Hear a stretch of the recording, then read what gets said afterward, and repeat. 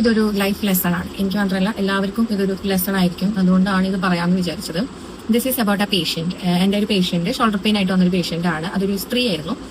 അപ്പോൾ ആളൊരു bank employee ആണ്. അപ്പൊ അറിയാലോ, ഫുൾ ടൈം ജോബൊക്കെ ഉണ്ടാവില്ല. അപ്പൊ അങ്ങനെ വർക്ക് ചെയ്യാനായിട്ട് ബുദ്ധിമുട്ടായി തുടങ്ങി. കാരണം ഈ ഷോൾഡർ പെയിൻ വന്നിട്ട് ആൾക്ക് തലകറക്കം കൂടി തുടങ്ങി.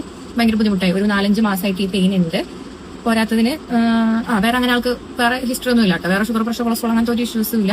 വലിയ പ്രായമൊന്നുമില്ല. ഒരു 35+, 40-45 ബിലോ ഉള്ളൂ. അങ്ങനെ എന്റെ അടുത്ത് ഷോൾഡർ പെയിൻ ആയിട്ട് വന്നു. ഞാൻ ട്രീറ്റ്മെന്റ് സ്റ്റാർട്ട് ചെയ്തു. വേറെ ഹിസ്റ്ററി ഒന്നുമില്ല. പല്ലിന് എന്തൊരു കംപ്ലൈന്റ് ഉണ്ടായിരുന്നു പണ്ട് ഉണ്ടായിരുന്നു എന്ന് പറഞ്ഞു തുടങ്ങണേ മുമ്പ്. അപ്പൊ അതിന് ഡോക്ടറെ കാണിച്ചപ്പോഴും പല്ലിന് ഇപ്പൊ വേറെ കുഴപ്പമൊന്നുമില്ല. ചെറിയ എന്തോ ഉണ്ട്, പക്ഷെ ഇത് തമ്മിലൊന്നും ബന്ധമൊന്നുമില്ല, പ്രശ്നമൊന്നും ഇല്ല എന്ന് പറഞ്ഞിട്ടുണ്ട്. അപ്പൊ ഞാൻ അങ്ങനെ ട്രീറ്റ്മെന്റ് സ്റ്റാർട്ട് ചെയ്തു. ട്രീറ്റ്മെന്റ് സ്റ്റാർട്ട് ചെയ്തിട്ടൊന്നും ഇത് വലിയ കുറവൊന്നും തോന്നിയില്ല. കാണാണ്ടായപ്പോ ഞാൻ നമ്പർ എടുത്ത് വിളിച്ചു കഴിഞ്ഞപ്പോൾ ആളുടെ പെയിൻ കുറഞ്ഞു എന്ന് പറഞ്ഞു. കുറയല്ല, ഫുൾ ആയിട്ട് കംപ്ലീറ്റ് ആയിട്ട് മാറി. ഇപ്പൊ ആൾക്ക് അങ്ങനെ പഴയ പോലെ തലകറക്കോ അങ്ങനത്തെ ഒരു ഇഷ്യൂസും ഇല്ല എന്ന് പറഞ്ഞു. അപ്പൊ ഞാൻ ചോദിച്ചു എന്താ ചെയ്തതെന്ന് ചോദിച്ചപ്പം പറഞ്ഞു ഇങ്ങനെ ഡോക്ടറുണ്ട്, പല്ല് ഡോക്ടർ കണ്ടു തോന്നുന്നു. പല്ല് ഡോക്ടറെ കണ്ടപ്പോൾ അന്നൊരു ചെറിയൊരു ഇഷ്യൂ ഉണ്ടെന്ന് നമ്മളോടന്ന് പറഞ്ഞായിരുന്നല്ലോ.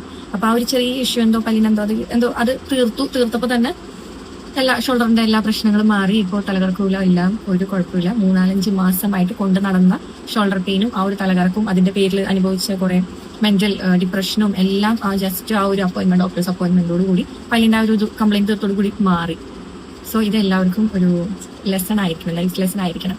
കാരണം നമ്മൾ സോഴ്സിനെ എപ്പോഴും ട്രീറ്റ് ചെയ്യണം. ഇത് ചെറിയ പല്ലിന്റെ ഒക്കെ വരുമ്പോൾ ചെറുതാക്കി വിടരുത്. അത് ഡോക്ടറെ കാണിക്കണം. അല്ലെങ്കിൽ ഇതുപോലെ പല അസുഖങ്ങളും വരും. Okay, see you then.